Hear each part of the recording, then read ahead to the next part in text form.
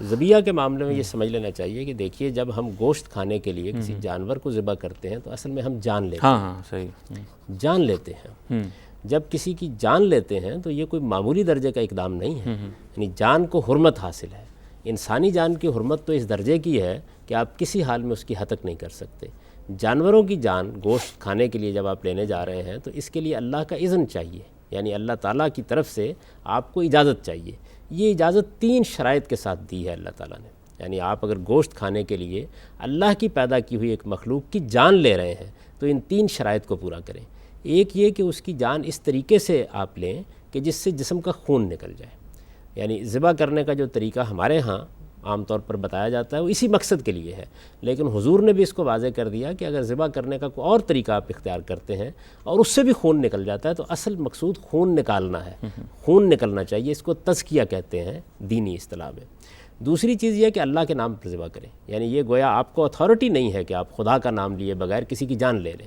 خدا کے اذن کا اظہار ہے یہ کہ مجھے اگر خدا نے اجازت نہ دی ہوتی تو میں گوشت کھانے کے لیے اپنی لذت کام و دہن کے لیے میں کسی کی جان نہیں لے سکتا تھا. تو خدا کا نام لے کے. تیسری شرط یہ ہے کہ جو شخص ذبح کر رہا ہے اس کو توحید کا ماننے والا ہونا چاہیے. یہ 3 شرائط ہیں، یہ ہر حال میں پوری ہونی چاہیے.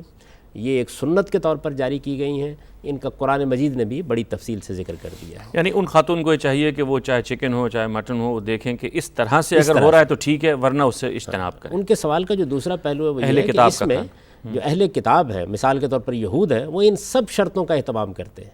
یعنی وہ توحید کو ماننے والے ہیں، وہ اللہ کا نام لے کے ذبح کرتے ہیں، وہ بالکل ٹھیک طریقے سے ذبح کرتے ہیں، اس لیے ان کا کھانا ہم کھائیں گے. لیکن اگر مسلمان بھی مثال کے طور پر ان 3 شرائط کا لحاظ نہیں کرتا یا ان میں سے کسی ایک شرط کا لحاظ نہیں کرتا، اس کا ذبیحہ بھی نہیں کھائیں گے. یعنی اس میں بھی یہ نہیں ہے کہ آپ مسلمان اور غیر مسلمان کا فرق کر رہے ہیں، بلکہ ایک معیار ہے جو بنا دیا گیا ہے، اس کے مطابق آپ ذبیحہ کھائیں گے. اس معیار پر پورا نہیں اترتا تو نہیں کھائیں گے. جیسا بہت مختصر وہ مجھے سوال ذہن میں آ گیا، غیر مسلم اگر نیکی کا کوئی کام کرتے ہیں تو ان کو کیا اجر ملے گا؟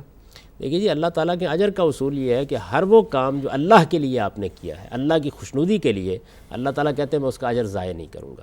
البتہ یہ بالکل ٹھیک ہے کہ اگر آپ نے اللہ کی خوشنودی کے لیے کچھ کام کیے اور اس کے ساتھ کسی ایسے جرم کا ارتکاب کر دیا جو ناقابل معافی ہے تو اس کی سزا بھگتنی پڑے گی. یہ مسلمانوں کے لیے بھی غیر مسلموں کے لیے بھی ہے. مثال کے طور پر آپ نے بہت اچھے نیکی کے کام کیے تھے لیکن کسی بے گناہ کو قتل کر ڈالا تو اللہ تعالیٰ کہتے ہیں یہ اتنا بڑا جرم ہے کہ اس کے اوپر جہنم میں ڈال دیا جائے گا. تو اللہ تعالیٰ کے ہاں اصل میں یہ مذہبی تقسیمیں جو ہماری ہیں وہ نہیں ہوتی.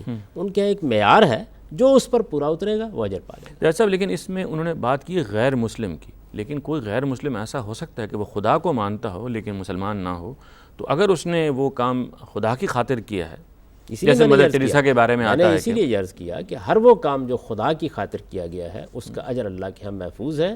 ایک صرف اس کے اندر استثناء ہے اور وہ یہ ہے کہ کسی بڑے جرم کا ارتکاب نہ کیا ہو.